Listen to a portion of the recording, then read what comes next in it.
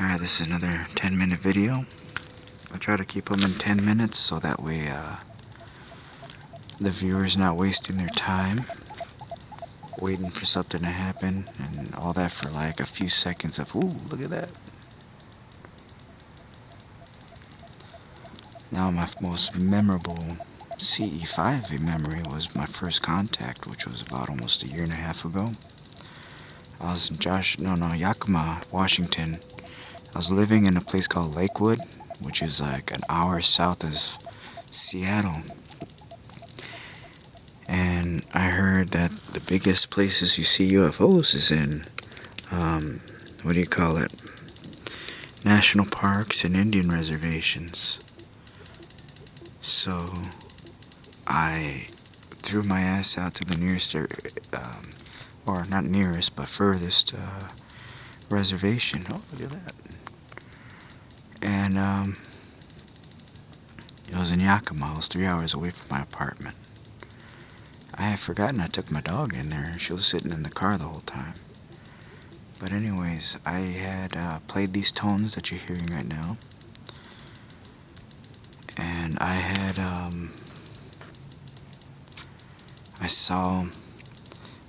I closed my eyes. Oh, look at that. They are flying around us tonight. Thank you so much, guys.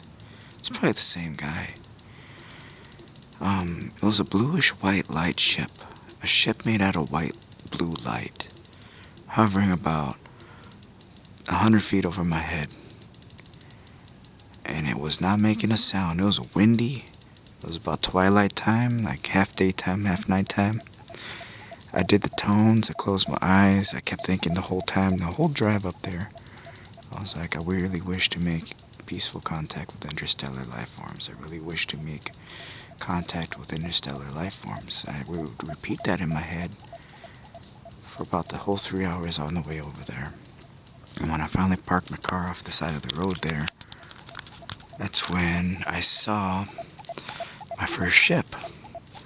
It just hovered over my head. And I would think, could you move left? It moved a little left. Could you move right? It moved a little right. And then it asked me a question, and I felt this voice in my head. It clearly wasn't my voice.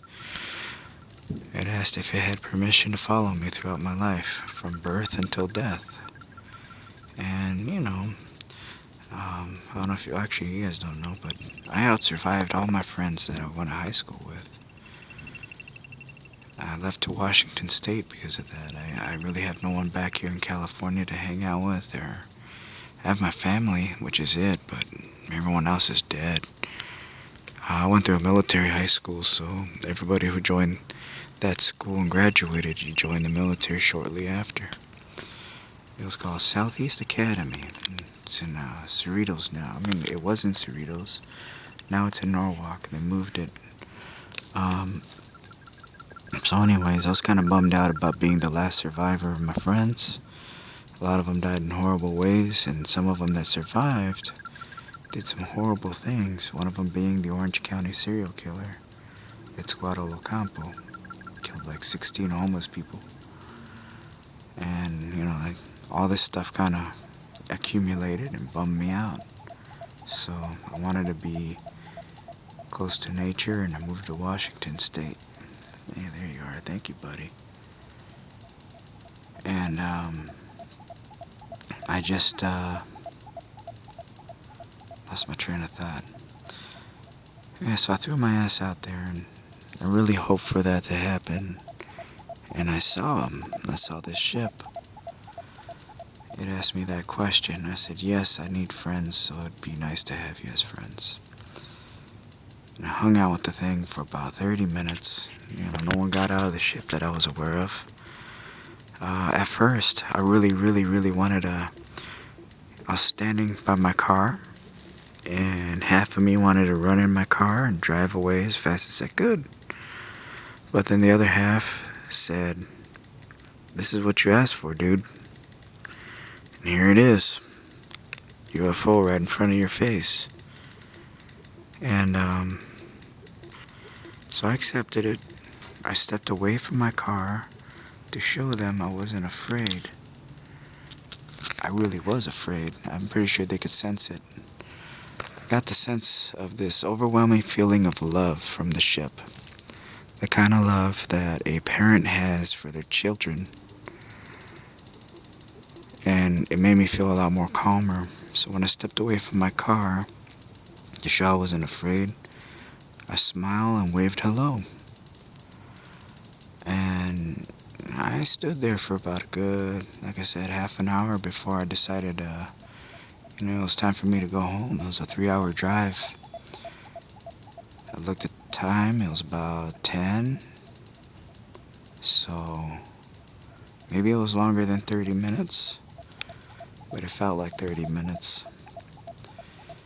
And by that time, I was like, well, it's going to be about midnight to 1 o'clock in the morning, my time, by the time I get back to my apartment, so it's time to drive home. The thing was still hovering over me. So I waved at it and I said, thank you very much for allowing me to see you, to show me the truth that you exist. And I got in my car and I drove home.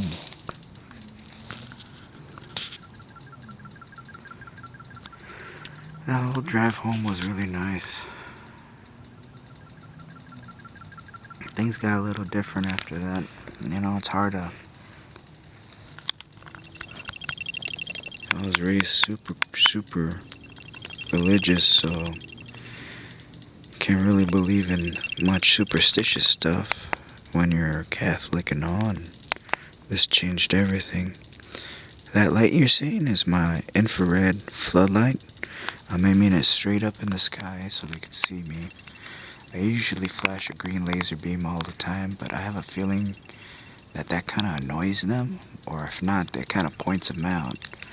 And there's other people watching, so I'm trying not to draw too much attention to them. I want to keep them safe. It's not worth putting their lives at risk to prove a point. They're just as living as we are. They're more sophisticated and intelligent, but they're not in any way superior to us. They are equals. At least that's the way they want us to view them. But yeah, I started seeing them a lot in my dreams.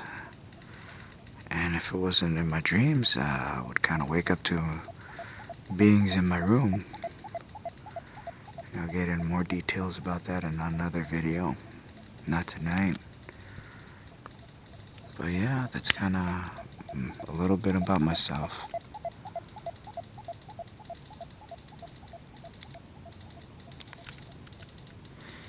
That can't be a shooting star. A shooting star looks different than that.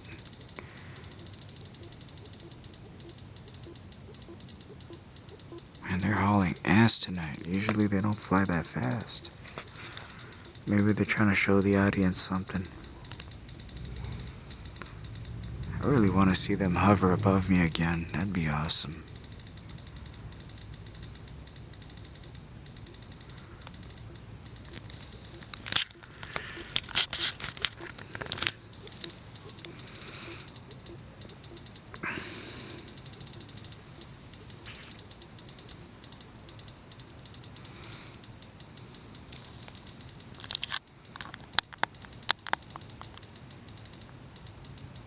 It's amazing how many stars we have out here. And these are all barely visible. I live in a city. So when I'm off in Joshua Tree, you can see every single one of them.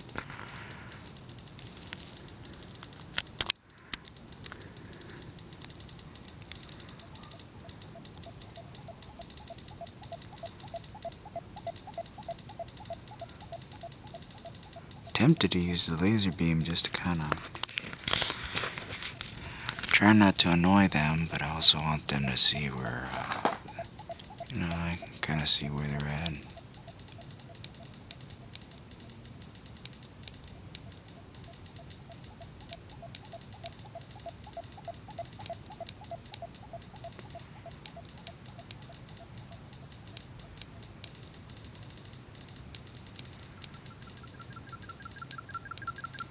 See if I could get one to buzz around me.